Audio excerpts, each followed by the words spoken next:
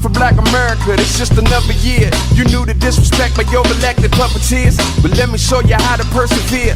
Hey. Yeah. Turn this up a little bit. You know, it's fall now, right? It's officially fall, so you gotta be on our jazz tip. For those that don't know, I'm a huge jazz fan. Matter of fact, that's one of the things in 2020 that I really miss. No DC Jazz Fest. You know, I go every year. You know what I'm saying? Get us tickets. I drag you reluctantly. You know what I'm saying? But we didn't get that picture with Robert Glasper though one time. That was dope, right? Robert Glasper was cool. Speaking of Robert Glasper, Derrick Hodge, who I'm currently playing, he actually plays bass with Robert Glasper. This is from his Live Today album. Back in 2013, the song is Boro March. So yeah, I had to throw a little jazz on. Why did you say you couldn't play jazz in the fall? I don't know, like this is a personal thing, right? In the fall, it's like you get the changing of the colors. You know, people are swaggy. You know, you're wearing your layers. See, I'm wearing my layers. Fall, like the fashion. You know, everything fall fashion, everything. And I remember like jazz. It's like kind of like the mood. The colors it kind of paints in my mind when I think about like the fall. Like jazz kind of goes with it. For me, I think it's a personal thing. Like some of my best writing is in either the fall or the spring, and that's the time when I'm most feeling jazz. More contemporary jazz in the fall, and in the spring is when I'm in the mood for more so my classical jazz, like the Dave Brubecks and all that kind of stuff in the world. You know, the John Coltrane, Miles Davis, you know, Charlie Parker kind of vibes. In the fall, it's like Theo Croker, Robert Glasper, Derrick Hodge. The fat heads, drum heads, yeah, that's the move. Mamie, what's good? Clarksville to the key in the building. So yeah, I had to play some jazz today. You know what I'm saying? I might be trying to play a little bit of jazz all fall. Like one selection might be a jazz track. I'm gonna try to put people on some jazz. Robert Glasper's Black Radio 3 is about to come out. Matter of fact, the song I'm playing later by H.E.R and Meshell Ndegeocello. On there, yeah, that's gonna be on there too. So yeah, the fall it's the vibes. It's the vibes. Yeah, fall this is a fall vibe to me, fall vibes. Yeah, but if y'all didn't know who I was playing, that was Derrick Hodge off his Live Today album. The song was Boro March. Those that don't know, I'm a huge jazz fan, so I'm definitely probably playing jazz all fall on the Nitty Gritty show. At least one selection will probably be a jazz track. Hopefully y'all be cool with that. But I got some funky stuff I'm gonna play, so hopefully, you feel it. And if you really feel it, whether you listen to Spotify, Apple Music, wherever you go to, go check it out. Go get the vibes. Go feel the vibe. Anyways, we got a lot of stuff to cover. Talking about vibes, bring your vibes down type stuff in a way. But anyways, we got a lot of stuff to cover. We're gonna definitely be talking about Breonna Taylor and everything that went down there. That's heart-wrenching. Just because it seems like, just last Sunday we had Ladies Night and we're talking about the value of black men and women, and it goes within that theme, and I just feel like, justice is not being served, so that sucks. We'll break down, so more with that. We'll talk about Trump's platinum plan for black people. That's what he's calling it, the platinum plan. We ain't even rocking platinum right now. Cats is back on gold, but okay. I ain't feel like he should be... Oh, platinum ring. Oh yeah, that's different. That's classic. You know what I'm saying? It's classic. And then so we'll talk about that. We'll talk about voting. We'll even talk about Pastor Wesley right here at Alfred Street. We've gone there for Kaya. Come as you are. That's what it stands for. And we're there in Alexandria, Virginia. So shout out to him. So let's get down to it. Let's cover some current news. Also, if you're watching right now, feel like state your name, where you at, so we can shout you out. Shout your city. Current news. Last day to complete the census for 2020. Mind you, this is only done every 10 years. Last day is September 30th. Every 10 years? So the last time was 2010? Yep. It's done every 10 years. It's not a yearly thing. And you want your household to be counted because this is how they decide where they're going to put money towards roads, where they're going to put money towards schools. And when you start looking at infrastructure and development, these are the things that help them decide, like, okay, how much college money are we going to give out for FAFSA, stuff like that, based off these geographical and social economical stats that they're pulling via the census. So please, if you haven't filled out the census, you have until September 30th to do it. You can go to www.census.org. All right? Go to the census. Make sure you are counted. It's important. If you want to get your city funded and make sure you guys have things, you got to do it. Yo, what's up, IG? We see you. So shout your name, your city. We'll give you a shout out. Also, last day to vote. Now this changes for different places. I'm going to bring it up again later on. But generally, most people still have maybe about a week to register. If I go to a few states, I'll shout out, let me see, California, that's big. You have 15 days before Election Day. Keep in mind, Election Day is November 30th. So that means you have roughly until like maybe the 20th of the month, the 19th, to register to vote. In Colorado, you actually have 8 days before Election Day to register to vote.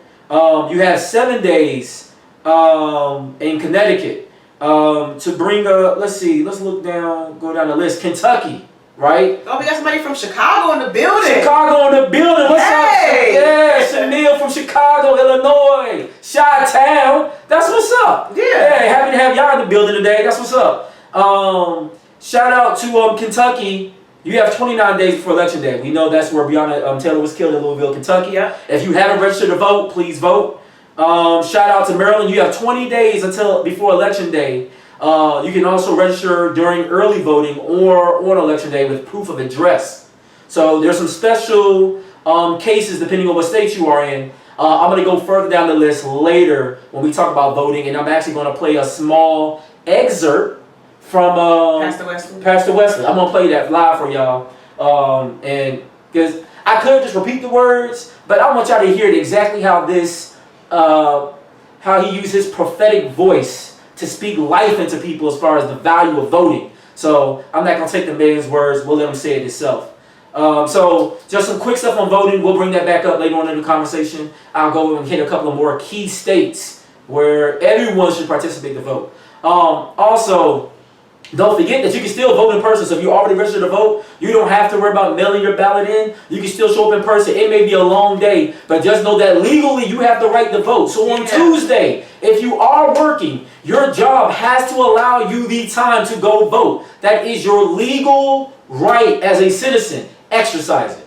All right? Yep. People didn't get kicked off buses, beat up going across the Peters Bridge, had dogs sitting on them, lynched, hung, burnt, killed, still being killed for nothing. All right? Go vote, y'all. I know a lot of people act like voting ain't for you. Slim, go do it. Okay. New York Times also, go read that article if you haven't, just got released. New York Times released Trump's taxes over the last 10 years. And guess what, y'all? Yeah, he didn't pay nothing. It looks like now. How he a billionaire but didn't pay nothing? And you have a lot of billionaires like not paying anything, but specifically him running for office and all the trash he talked about. He's going to release his taxes. He put all that pressure to say, I want to see Barack Obama's birth certificate. For those that forgot about the birth from music movement, that did happen. Right? He did ask. So anyways, Slim only paid $750 in taxes in 2016. I don't want to tell y'all what my tax bill was in 2016, but trust me, it was way more than $750. And yes, if you didn't hear me correctly, I had a tax bill in 2016. I ain't getting no return, Slim. I paid money, alright? Yeah, and I'm a regular citizen with a regular job. You know, yeah, I'm educated and all that, but at the same time, you know, it's real out here in these streets. These taxes be expensive. Expensive. I ain't even gonna get into that. You know what I'm saying? So yeah, gotta vote. Go check that article out because it's real stuff. Gotta check it out. So look, let's get down to the nitty gritty. It's 8:10. We got a lot of ground to cover, so let's just get to it. Breonna Taylor. As we all know, she was killed in her home. Yep. During a no-knock warrant on the wrong house. That's to catch people. For those that have been sleeping in a bush somewhere, you don't know what's going on. Breonna Taylor was killed while Louisville police were serving a no-knock warrant. And for those that don't understand how a no-knock warrant is issued, you're in plain clothes as a police officer. So you look like the everyday Joe. Now, meanwhile, her boyfriend is in the house. He has a right to carry. He wasn't some thug. He wasn't some gangster that was being investigated. They were at the wrong place. Breonna Taylor was an EMT. She had an outstanding job. Boyfriend had a job. He was a citizen that upheld the law and had nothing wrong in his background. Trust me, if there was something wrong in his background, y'all would have heard about it. Just like they wanted to talk about George Floyd doing porn. What that got to do with somebody putting their knee on his neck for 8 minutes and 43 seconds, I don't know. right? But in this case, they couldn't find nothing wrong with the boyfriend. Nothing wrong. He had the right to own that gun. And according to Kentucky law, he had the right to blast at any fool that would bring his behind in his house unannounced. And that includes cops in plain clothes that want to announce, hey, we're the Louisville Police Department. Because at least if they announced that, they would have been like, why are you here? Then they could have had a conversation. Oh, we here to issue a warrant. For who? Our names are not on it. You got the wrong house, dog. Right. Matter of fact, the person you looking for probably just jumped out the window because he heard you over here banging on my crib. Right. But let's get further down the storyline, right? It gets worse. So we seen just a few days ago that the police officer they charged, they didn't even charge him for murder. They charged him for putting other lives at risk. Let that sink in. He put other lives at risk next door because of his shooting. They didn't care about the life that he actually took. That's crazy. How do you not get charged for the life you actually took? And then people bring up, well, she was a third party to the shooting. Well, okay, let's talk about the law according to Kentucky. That's still a crime.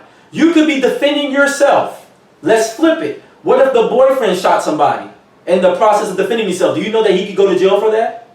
He could have went to jail for up to 10 years. I know people personally in Tennessee. There was a shooting that had happened right there in Walmart.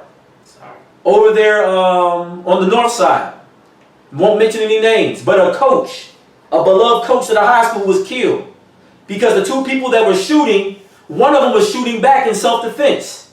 It was technically his bullet that kills the coach. That man went to jail. Now that's a neighboring state, Tennessee, but the laws are very similar to how they operate. So how this cop didn't get charged for at least second-degree murder, or at least, you get what I'm saying, for killing Breonna Taylor. And then I'm not even going to get into the weeds of them turning off their cameras, right? How they lied on various affidavits. How when her mama came to find out what was going on, they sent her to the hospital, knowing her body was in the apartment. When she came back, still wouldn't let her see her child. That's devastating. Telling the EMT to go away. That's devastating. All these different aspects of the case. Because she's black. Period. And when you consider that sounds like premeditated murder. You knew you was about to do wrong. You told the EMT to go away. You turned your body cameras off. Right? So you knew you was up to no good at that point. That sounds like premeditated murder. We can move that up to murder in the first degree. The walls in that house got more justice than the black woman whose life was taken away.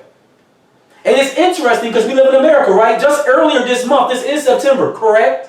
September 11th, there were all these posts on LinkedIn, Facebook, Instagram. We seen it all over the web, Yahoo, Google News, wherever you get your stuff. Never forget. That's the hashtag, right? Never forget those who lost their life and those who lost their life trying to help those who were in danger, i.e. first responders. What in the world, people, do you think an EMT is? A first responder. They would fall into the category of blue lives, which is not really a thing. But they would fall into that category.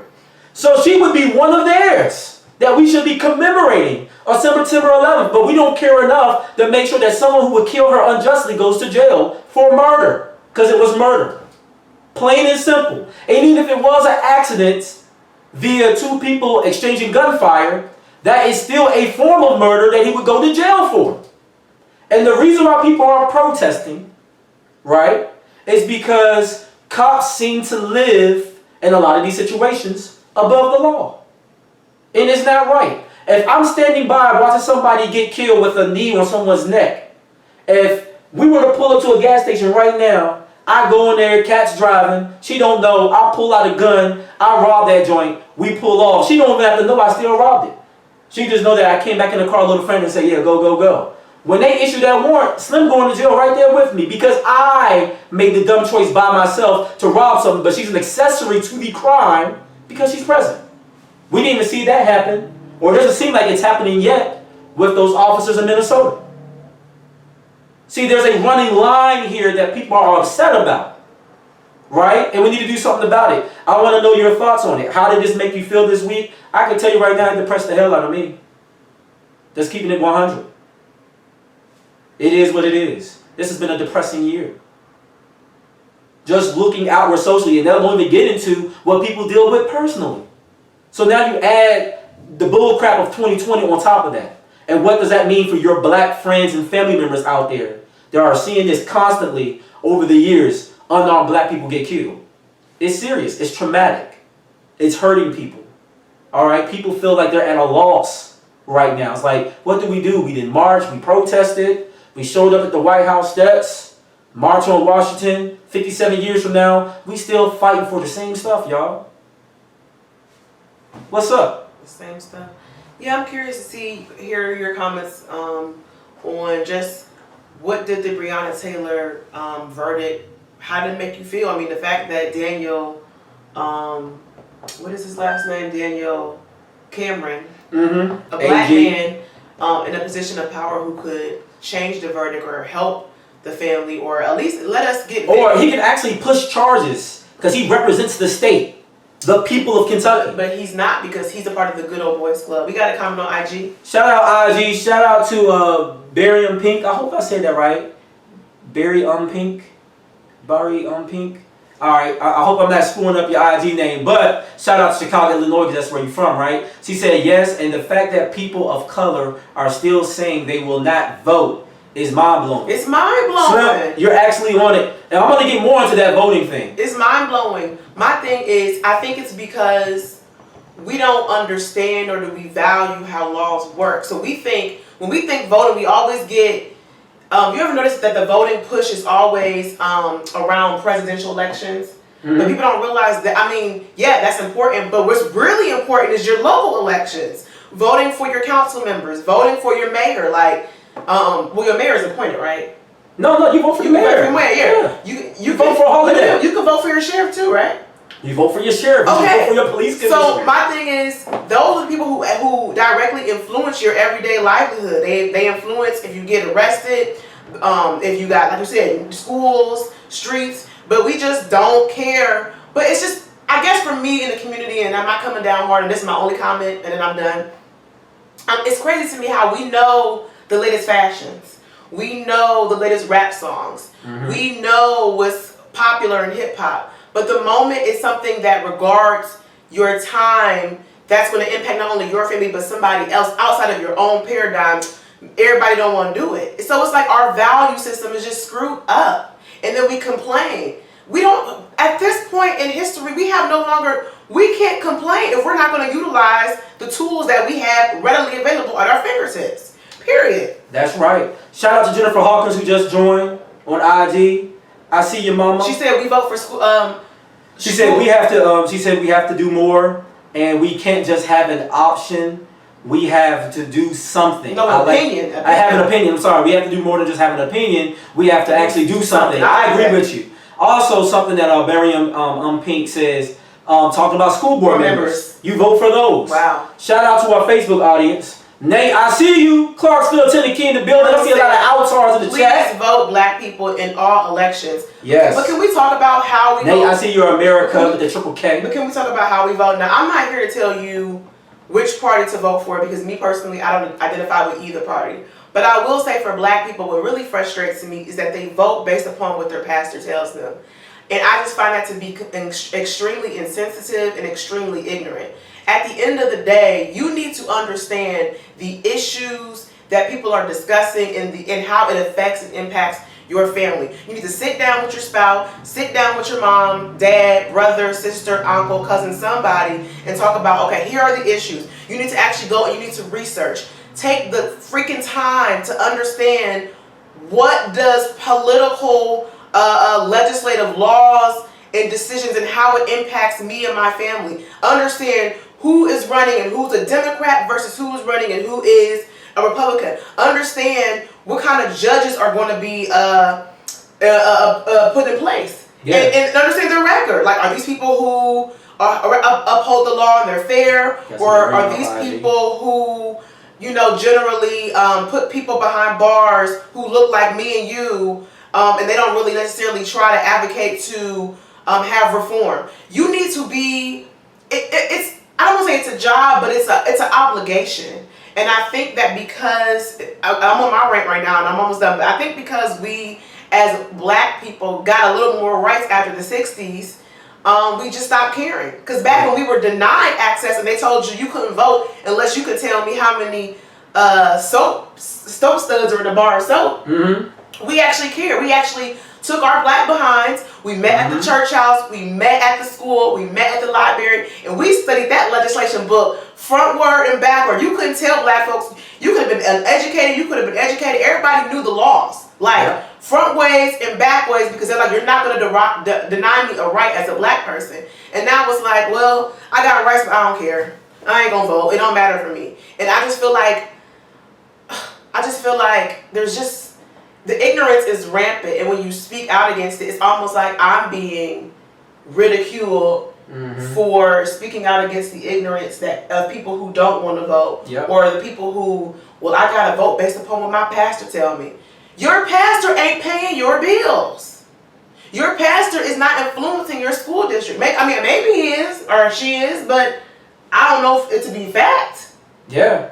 And you know, so some good points. Byron Pink off of IG said yes, and you can't vote for someone just because they look like you, and that's a fact. You can't just vote for a black person that look like you. Look at Daniel Cameron. Daniel Cameron is beyond disappointing. But we know those positions are appointed. In the judicial system. Talk about a lot of them. Let's read her comment, but also talk about your theory behind Daniel Cameron and many people who have self-interest. Oh, okay, I'll get into that because it goes along with the Breonna Taylor. Let me read some quick notes here. So, Miriam Pink off of IG said that just because we're skin folk don't mean we're kin folk. Amen that the sister. We've been saying that for a long time, right? Shout out to Herman. He said, please vote black people in all elections. Also, he said, take care of your own because we know the federal government is not going to take care of you. Shout out to Sandra Scott. Shout out to Middle River, Maryland, basically Baltimore, right? And the buildings, he said facts. And then shout out to Herman again. He said, yes, Katrina, agree with you, do. And if y'all come back and tell me, well, I'm voting based upon abortion, I'm not even going to argue with you because I personally feel like abortion, pro-life, that's none of your business, period. How somebody decides to, if they choose to sleep with somebody, that's none of your business either. That interest doesn't affect your family or your household. Focus on the issues that affect your household. Because I feel like Christians get all into those topics that ain't got nothing to do with nothing right now. Yeah, because I will say this, and then I'll get back on subject to cover some more things. But two people sleeping together in their bed, two men, two women, man and woman, whatever the situation is, doesn't change your job opportunities.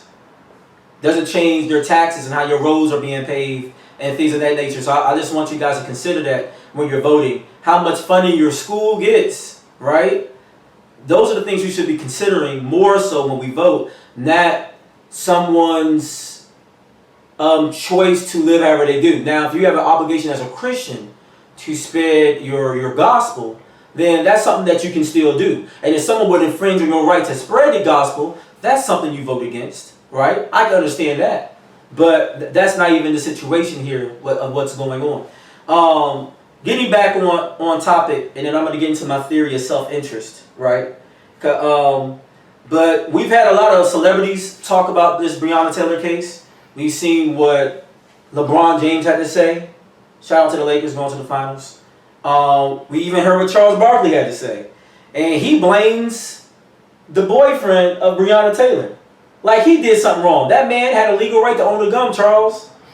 He was released with no charges. They had to drop everything with no with no prejudice, right? Meaning that means no one could ever look at that file and hold it against him in any kind of way, or he can sue them civilly, I mean, right? So those charges were dropped without prejudice. Keep that in mind. All right? Also, something that people feel like I've been seeing a lot of comments on. Some folks are saying, well, justice was served. The family got $12 million. No. Tell me since when any amount of money brought back a life. Right? It hasn't.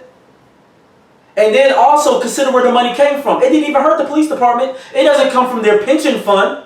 If that did, maybe that would be like, oh, that's some of a win. Our life is still gone. We can't get that back. But at least now they're feeling the recourse of their actions. But in this case, it didn't happen. Hold on, let me get this out. In this case, that doesn't even happen because the money comes from the same funds that help build up your schools, Put playgrounds in your neighborhood. Pave your sidewalks and your roads. Put basketball courts up for teenagers that have more to do. That's where this money comes from, for Trayvon Martin and Mike Brown and all these people that have won civil cases for their wrongful death. The money didn't even come from the police. There are situations in Florida and New York where people are receiving $240,000 plus a year in pension money. Because one thing you got to understand about pension money, you can hire a third-party firm to invest your pension money.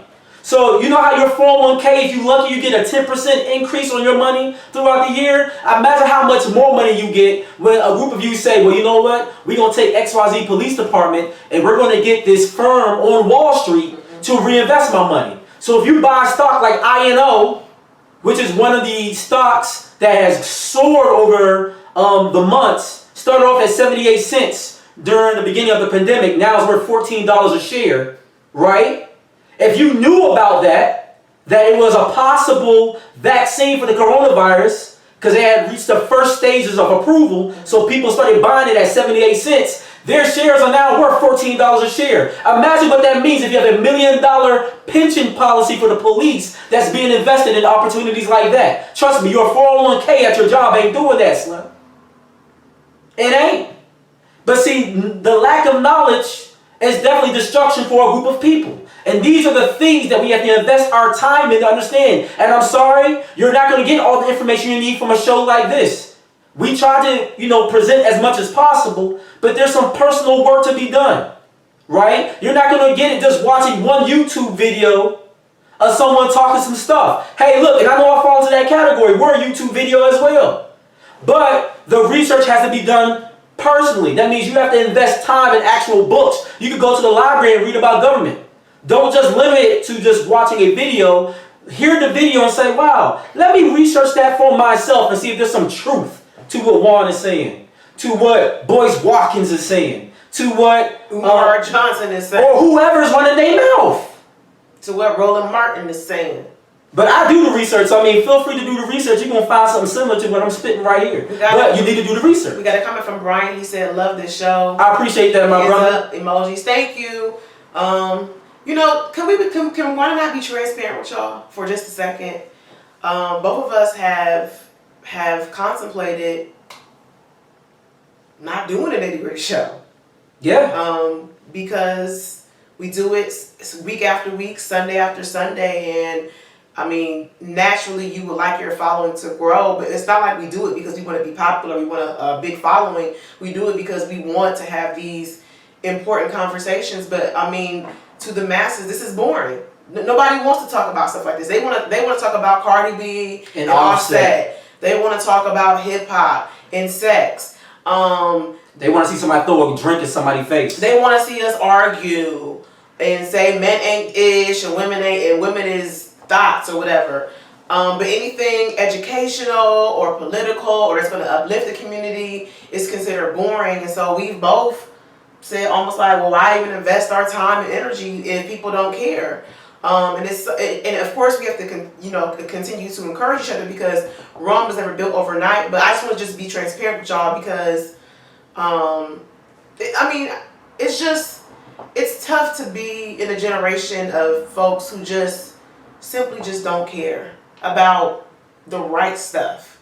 Yeah. Like on almost every issue, they just don't care about the right stuff. Especially any major issue of importance is going to really change how your life is led. And yeah, Kat's right. We have definitely considered just saying, man, why are we even doing this show? Why are we even doing it every Sunday? Yeah. We ask people simply, hey, can you tune in? Can you? We don't want y'all really nothing. We don't really want you to buy anything. We have stuff for sale. Can you repost? That's so you can inform people. Nobody to inform people, y'all. Do it. Or people had to ask you, well, I ain't reposting because you ain't buy my product this month, even though you may have support in previous months. I don't know. Yeah, so it gets tough, y'all, and y'all don't understand. Like the work of activism is tough. It's like people are reaching their breaking point. And then it's kind of like, we've been trying to do it peacefully. We didn't marched. We didn't hashtag. Some people didn't voted. Some people the leaders done died. Yeah, leaders done got killed. And then people wonder why people are burning down. Or why they losing their ish. Yeah, like people are burning down whole car dealerships and breaking into the Neiman Marcus. And yeah, 2 cops got shot in Louisville.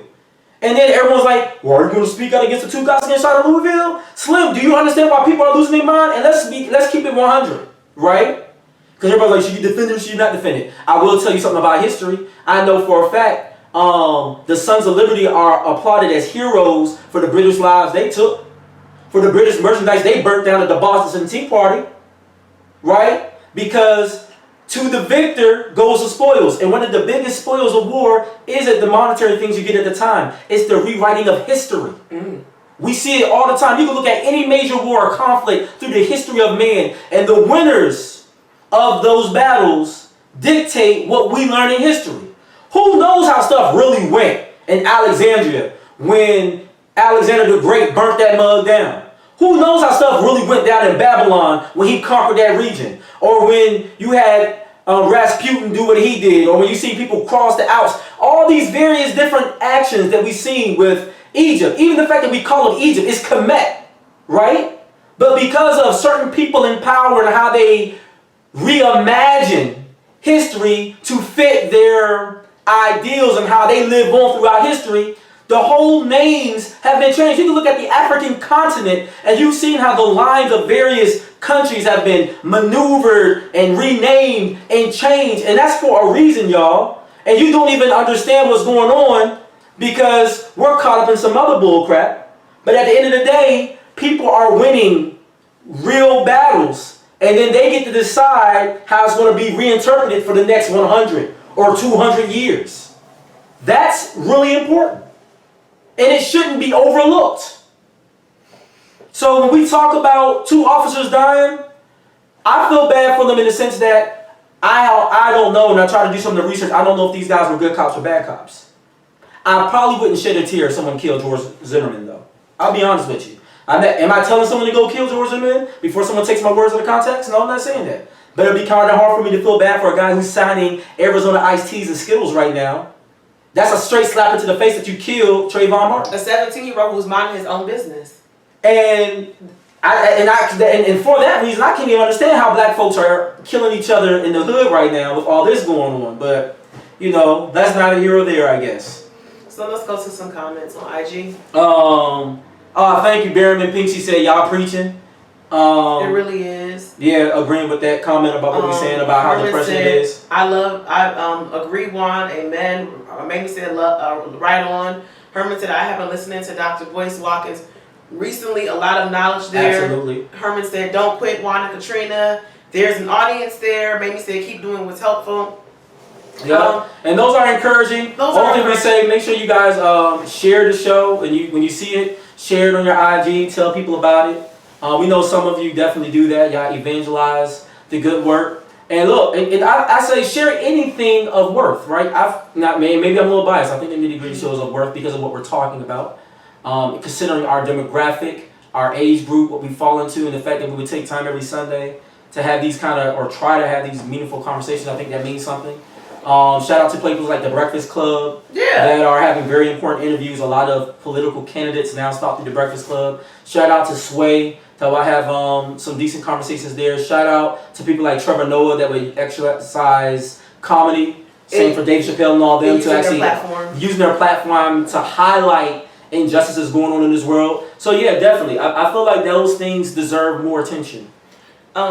Before we segue into personal self-interest, I did want to say that I was watching Jeff Johnson. He had like some kind of men's forum about voting and the stats that he said in 2016, 1 out of every educated black man voted for President Trump. 1 out of every 6 educated black men, right? Yeah, 1 out of 6. Yeah, I'm going to go off my own interpretation and feel like maybe it's because they voted for him for self-interest. Yeah, and and we're talking about self-interest. Look at like the Daniel Camerons of the world, Attorney General out there in Kentucky, right? And people are wondering like, well, how can this man of color not charge these people then? But you look at his own personal self-interest. First of all, people got to understand that these Attorney General positions, when you think about your district judges, like your federal district judges, A lot of your Supreme Court, a lot of these positions are appointed positions, right? So based off who you voted for in the executive office, whether that's the governor or the mayor or the president, right? Because those are 3 forms of executive branches in various forms of government throughout the United States. These people are now in power to put in place various judges. We'll get more into that when I go into Pastor Wesley. So when you look at someone like a Daniel Cameron, who had a wedding and Mitch McConnell was there, who is a senator in Kentucky and a pain in all-American necks, especially black people, when you start thinking about civil rights and various legislation that could be passed that can benefit us. Everything ranging from reparations to prison reform or oversight for our judicial system, right? He's in cahoots with him. Also, it's been going around, maybe not totally confirmed, but definitely going around, that Daniel Cameron is now on a short list of possibilities in accordance with 2 other, I think, white women that Trump is looking at for, rest in peace, Ruth Bader Ginsburg's, her slot on the Supreme Court. Yeah. So people will sometimes align their moves so that way they can fall into the good graces of these various senators and these people that move and shake things in Washington, because they have political aspirations. You got to understand, when someone is a lawyer, right, they go through this process of trying to be number 1 of the class, go to the best schools, right, do the best job they can. People are mad that, Senator Harris did her best job as a prosecutor, but you got to understand, most people who become prosecutors, they're not chasing money, they're chasing power and position. Because typically the political role of a prosecutor is going to lead to some type of AD role, right? District attorney, DA role, Then hopefully you become attorney general. And if you get that position, you can easily run for senator. If you get that role, you could be president one day. You get that role, worst case, you don't become president, you could be a congressman that stays over there in Washington for the next 20 years because we don't have term limits on Congress or in the Senate. Sadly. And when you've been around there for 20 years, who needs $1 million when you got power, Slim? Remember, it's money, power, and respect, right? If you don't got money, go get some power. It's the same currency around this place. So yeah, you have to be careful of these lawyers who have these political aspirations, because a lot of times they end up being the people that help legislate your laws. Watch them close when they're young. And they're not, our IG follower said, all skin folk ain't your kinfolk. Yeah. Because in their mind, at the end of the day, I'm going to take care of me and mine. I've even heard celebrities say stuff like that same rhetoric. Oh, I can't focus on everybody else. I got to take care of me and my home. As long as we get money over here, that's all that matters. I'm focused on making moves by myself. But the reality is, it's about community. Because I have a hard time believing that if this happened to the Jewish community, it wouldn't go down this way. Yo, shout out to IG. So, Barium Pink, she said her LS just joined. What sorority? I'm assuming which one it is now, based off your name, but please shout out, let us know. Diamondnice, thank you for joining. Shout out. And also, Barium Pink made a point. She said self-interest Supreme Court Associate Justice Clarence Thomas. Good point, right? Look at the way he's moved over the years. But as a people, my question to y'all as audience members is, what is it going to take for us to understand the importance of community? I am my brother's keeper. Meaning I can't run around here and get money, but people in my community are dying. People in my community don't have food, shelter, clothes, good school systems. I mean, how do you sleep at night knowing that you have the power to influence, to help, and you don't do anything? And the thing is, our celebrities all want to put a good face on, but tweeting is just tweeting. It's just tweeting. It's not like they're really on the front lines, like Tamika Mallory, time after time. Homegirl be right there on the front lines. And you know what's just as powerful as doing that? Or more powerful than tweeting? Yeah, tweeting is nice if everybody sees it. But you know what is really impactful? And I was just telling someone this the other day. When you write your local congressman, and you make a fuss, because think about it. I can make some fuss about Donald Trump. I've been making a fuss, but what does that really mean nationally? But let me say something about my congressman and make a fuss. Well, that's different. Because I can, little old Juan DaCosta, I can have influence in Hyattsville or our district as far as who gets elected. That voice carries a little bit more weight locally. So when you get into the behinds of those who locally support you, you can really affect whether or not they get voted back in or not, because you're dealing with a smaller audience group. And that's the power we have. That's what they say, write the letter. They do say that. Because they are meaningful. When you flood the phone lines and the mailboxes of your local politicians, they can't ignore it.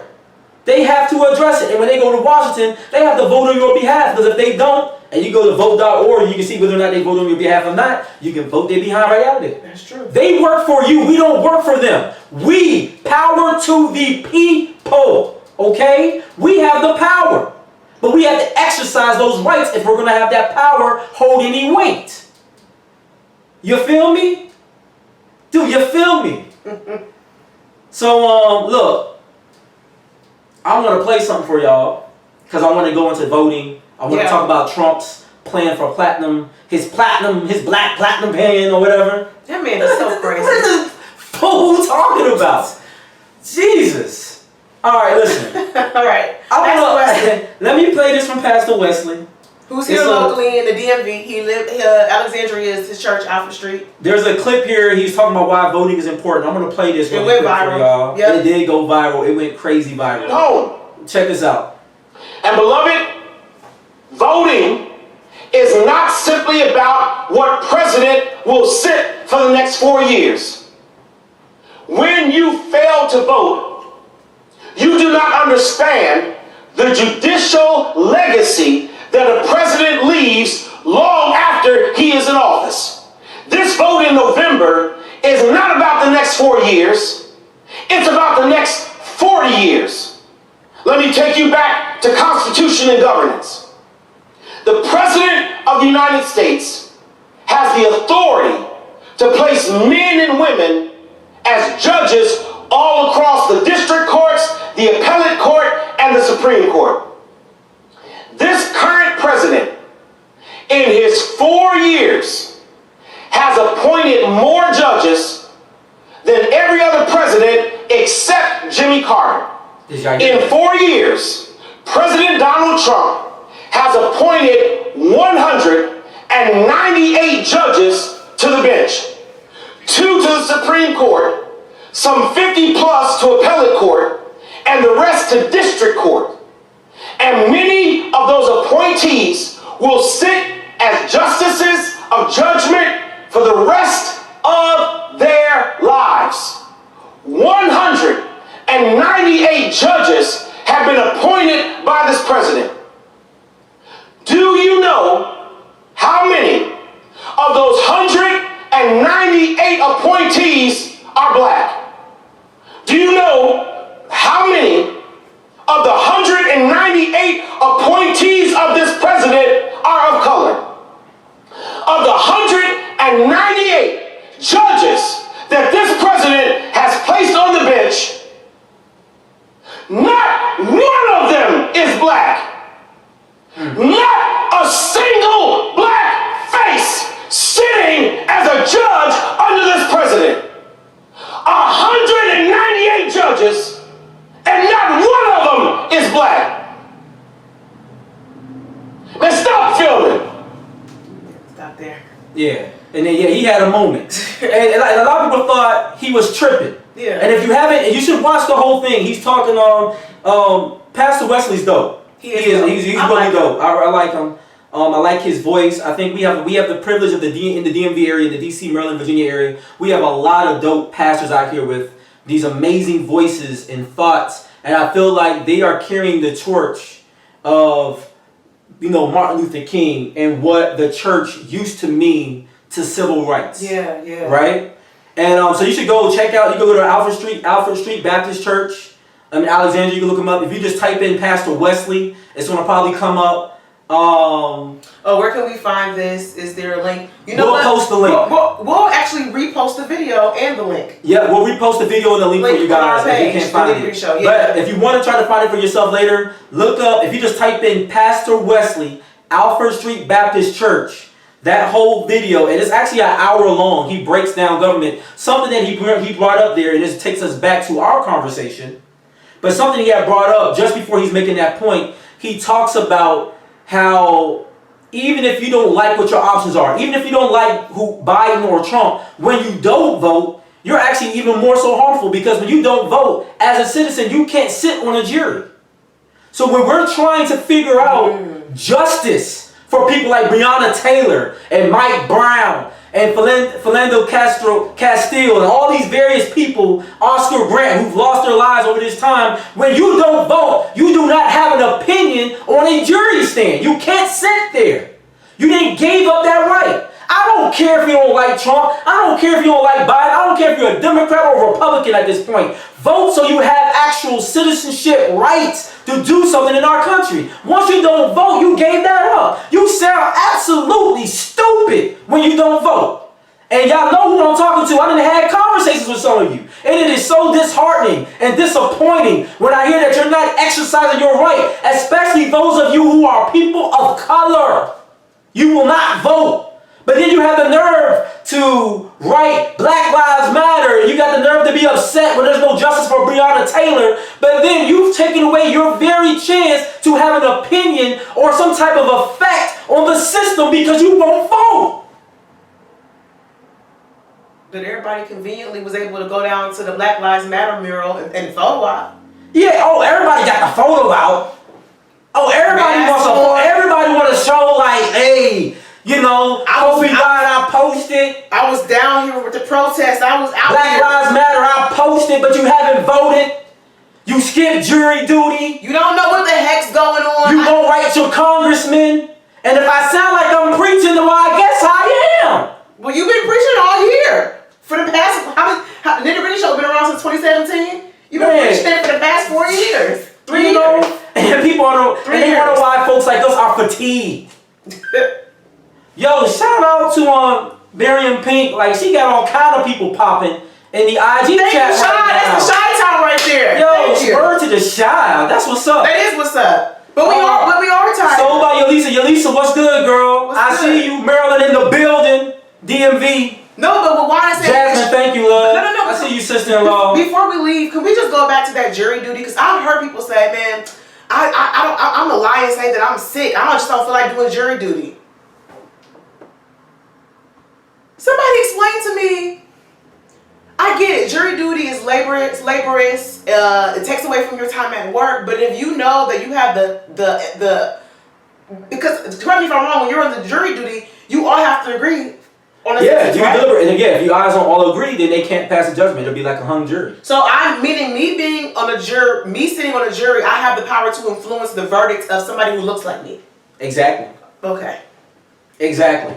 And when you don't vote, and here's the thing, you vote self-interest, right? Sometimes my interest may not come via another Democrat. I voted for Larry Hogan here in Maryland. He's a Republican. But legislatively, some of the things that have happened under this particular governor has benefited me as a black man. Mm-hmm. Right? Now, do I say every single thing he does I'm rocking with? I don't think I'm going to find that in a single president, whether Democrat or Republican. Right? But at least someone who is willing to have an open ear to the people, I can rock with that. And just to give you a little bit more about Hogan here in Maryland, he's spoken out many a times against Trump. He sure has. And him and Trump ain't cool. Nope. He don't toe the party line. But he don't rock with Trump. So my thing is, sometimes the one good thing going on, right? The one positive I would say about this Trump Platinum plan for black people is that he must feel, because now this is very different from 2016 versus now. In 2016, his only option to us was, well, what do you got to lose? Well, how about you just vote for me? Right? That was his option. Now he's like, okay, but let me come up with a plan, because he's even recognized, well, the Democrats don't have a plan. They don't. For black people. Well, the Democrats don't. Kamala Harris just outlined a plan for black America around the same time Trump unveiled his, right? But up until then, they didn't have a plan. And all through the Democratic primary, we were saying we want 4 things. Yep. I've made it very clear there's 3 things that every black person needs to make and address to people in office. We should be asking for reparations, prison reform, and also better oversight for our judicial system and police. 3 things that make sense you should be asking for that you really should base your vote on, amongst taxes and school and education and how we stand as a nation and how that works with politics when it comes to foreign policy, right? Destroying relationships with, Europe and everything is that smart. And that's stuff that we've seen Trump do. These are the things we can't ignore. So something I say that's good that's come out of this is now even Republicans are understanding, I got to vote for I might have a chance to get some of the black vote. Democrats are going to be pushed into a position you have to work for the black vote. And guess what? Working for the black vote isn't playing a saxophone like Bill Clinton, carrying hot sauce like Hillary Clinton, or even talking about, yo, what's up, man, like you Joe Biden, all the countless other Democrats that try to placate us and pander to our vote. You cannot pander for my vote anymore. You have to pass a law around something that I care about. I want to see some reparations.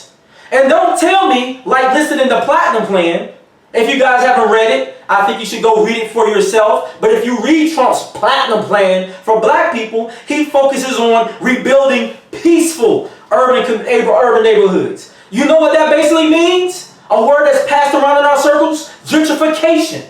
What neighborhoods can we easily gentrify? Yeah, they're black and people are willing to move into this part of Brooklyn. But then once they get there, it's more Starbucks and extreme yoga. And you forsake the community that built it up in the first place.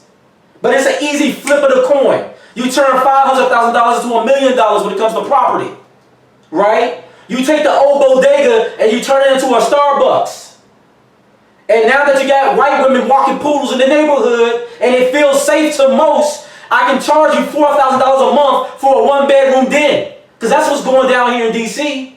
That's what's going on right now in Brooklyn. That's what's going on in parts of Chicago, Baltimore, and every other urban city in America. They gentrifying all of them. And the people who built these neighborhoods that made them interesting in the first place can't afford to live there. Even when they're teachers, police officers, or even when they're in the first stages of corporate America, they can't afford to live in these places. But that's part of Trump's Platinum Plan for Black America. He wants to make Juneteenth a federal holiday. I can kind of rock with that. Tim Scott kind of started that, though, for out there in Carolina for the Republicans, so he's kind of biting off of that. And that's cool, yeah. Make Juneteenth a federal holiday. I'm working with that. I don't got no problem with it. Okay, he wants to finally classify Antifa and the KKK as terrorist organizations. He wants to extend school choice. But here real quick about school choice. When they extend your kids to go to other schools, those nicer schools actually earn money off of their attendance. Sometimes upwards $10,000 per student. Right, so basically... Shout out Barry and Pump, talking about Miami and also listed in Philadelphia. Shout out Dominique. Just shout out Barry and Pump, period. Today you've been phenomenal. Thank you for inviting different people. I just want to just give one fun fact that I also heard on the Jeff Johnson thing. I thought it was really interesting. In Boston, he compared the income of white households to black. The average white household in Boston pulls anywhere between $245,000 a year, and the average black pulls in $8. That's a very stark difference. Very stark difference. And I'm not saying that. I guess what I'm saying is, if we know that voting could impact our the money that we generate in our household, then why not vote? Because what that means is potentially more jobs. What that means is that your kids have access to better resources, better schools. So I don't know.